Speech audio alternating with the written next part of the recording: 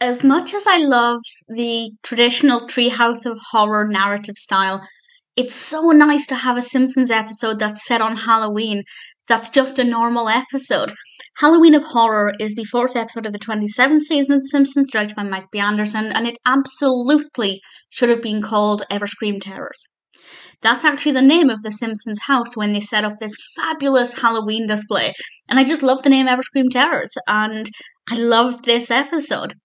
The narrative itself, well, there are two main parts to the narrative, three really, and they're all relatively interesting. The one with Lisa I liked the most, but for me, the joy came from the animation, seeing the characters, all of the characters, wearing different Halloween costumes and the Halloween decor and Krusty Land. It was just so stunning. Everywhere we looked, it was a visual delight. I love Halloween. Well, I love Halloween. It's my favorite day of the year, but I love when animations do Halloween because it's just so much that I love. Visually, in terms of the animation, the creativity, the details, a potential contender for my favorite episode. Not so much with the narrative itself, but visually, loved it. The main narrative focuses on Lisa, who goes to Krusty Land. It's her first year being old enough to go to Krusty Land, and this horror thing that they put on every year. And once she gets there, she actually becomes terrified. And it's all about how other people, mostly Homer and Marge, respond to this and help her with this. And I think it's quite nice to show that actually not every young child likes Halloween. Lisa was all for it to begin with until she actually got there and realised that it was maybe a step too far for her. And it's not very often that these kinds of shows tackle that sort of approach. And I thought it worked very well and showed that some children just, despite the fact that they're maybe intellectually advanced, they may still be quite scared of scary things, which is absolutely fine. And I think it did a good job with it.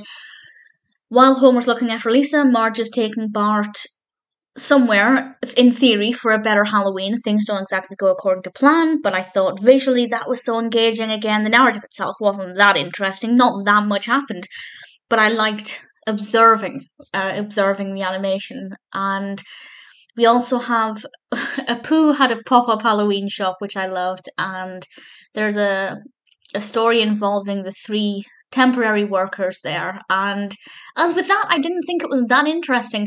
It wasn't badly developed. I think everything made a lot of sense. The threads of the different stories tied together quite nicely, but none of it was particularly exciting. And I think, apart from Lisa's story, but even then Lisa's story wasn't exciting, but it was thought-provoking. And I think that's maybe why Treehouse of Horror does work a little bit better when they want to do scary things, because they can have ridiculous fun with the narratives there without anybody, and I myself do this occasionally, complain that things are unrealistic or unbelievable or don't make a lot of sense. But with Treehouse of Horror, that's kind of expected. That's basically the format. Let's throw things at it and hope for the best, and usually it works quite well. With this, it actually wasn't as interesting in terms of the narrative, but visually, it is so stunning. I'd love to watch it again right now. But actually, I've looked ahead. The next episode is a Treehouse of Horror, because I did initially worry when I saw this that they'd foregone the Treehouse of Horror from this season. And I was a bit concerned, so I had to look ahead. But no, there isn't another one coming up next. I don't know what's in it. I don't know what it parodies.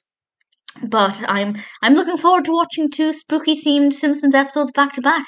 The narratives in Halloween of Horror may occasionally be thought-provoking. They're not that exciting, but visually, just everywhere, every scene, every frame, so stunning. And my biggest complaint is that the episode's not called Evergreen Terrors. I thought that would have been pretty perfect.